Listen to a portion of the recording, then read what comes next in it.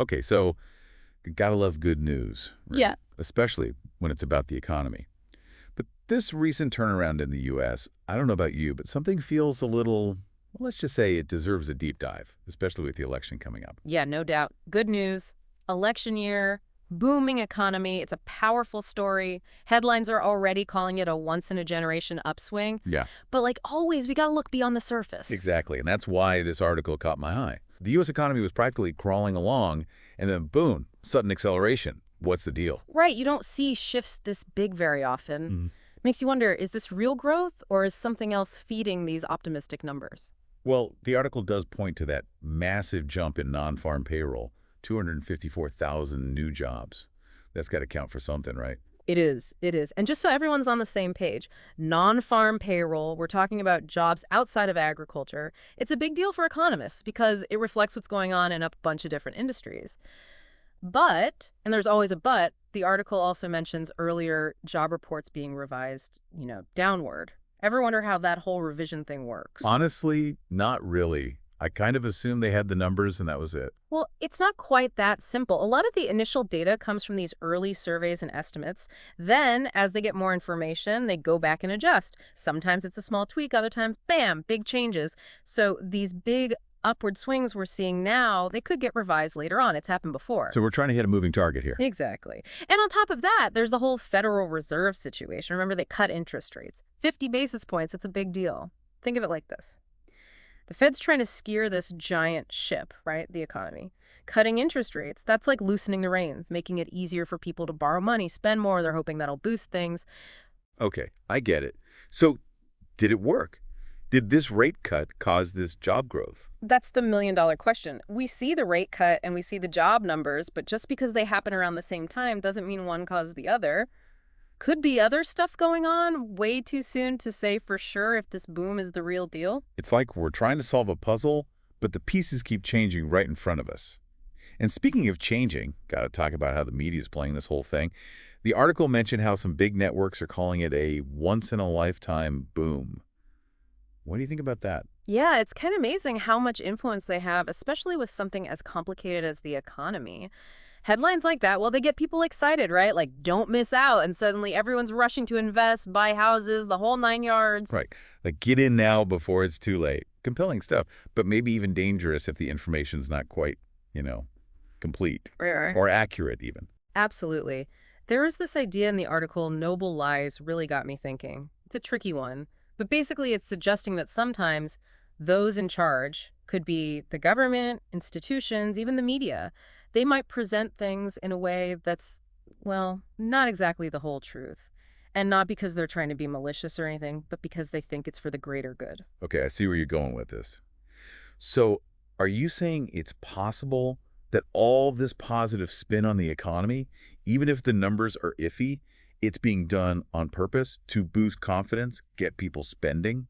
It's a possibility, isn't it? And look, this Yeah. isn't about accusing anyone or assuming bad intentions. It's just about acknowledging that there's always more to the story.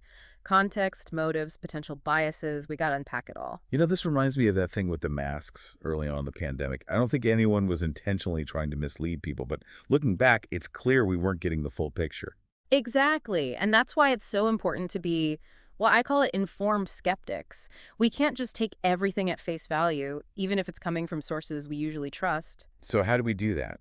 Become these informed skeptics, Mm. especially with something as complicated as the economy.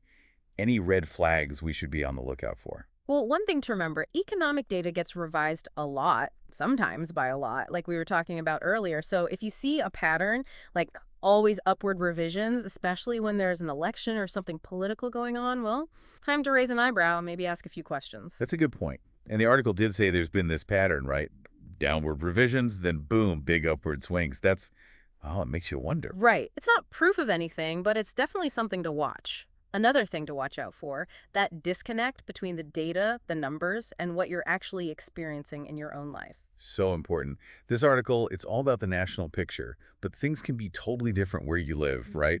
What looks like a boon in one place could be a total bust somewhere else. Totally. National data is just one piece of the puzzle. You got to look at your local job market, your industry, even your own finances to really get a sense of what's going on. It's true though, right?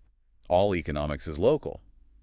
It's easy to get caught up in those big headlines, but what's happening in your neighborhood, that's what really hits home. Absolutely. Imagine this. You're in a town, main industry's hurting, people losing their jobs.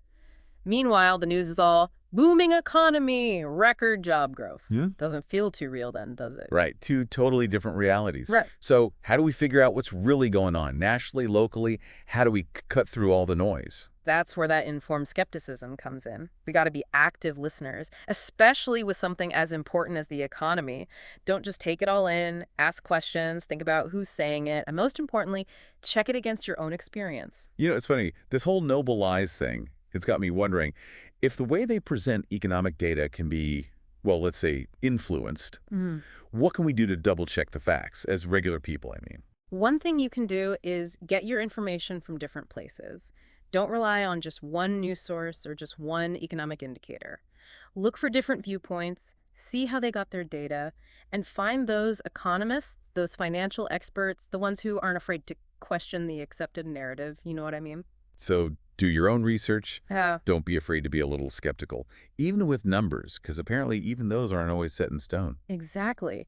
And don't forget about what you see happening around you. What's the job market like where you live? Business is doing well, struggling. What about your friends, your family? They feeling good about their finances or worried about the future? Makes sense.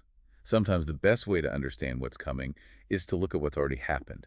Our own experiences, those are valuable too. Absolutely. Your own experience, that's a data point too. Helps you make sense of those big economic trends in a way that feels, real. This has been a fascinating deep dive. We talked about those huge job numbers, the Fed cutting interest rates, even that whole thought-provoking idea of noble lies. But I think the biggest takeaway for me is we got to stay informed, we got to be engaged, especially when we're talking about something as important as the economy. Couldn't have said it better myself. Be curious, ask the tough questions, don't take anything at face value. That's how we make good decisions with our money and everything else. So to everyone listening, here's something to think about. Look around your community, your work, even your own wallet. Do you see this once-in-a-generation boom everyone's talking about? Or is your reality telling a different story? Keep your eyes open, trust your gut, and never stop asking those tough questions. Until next time.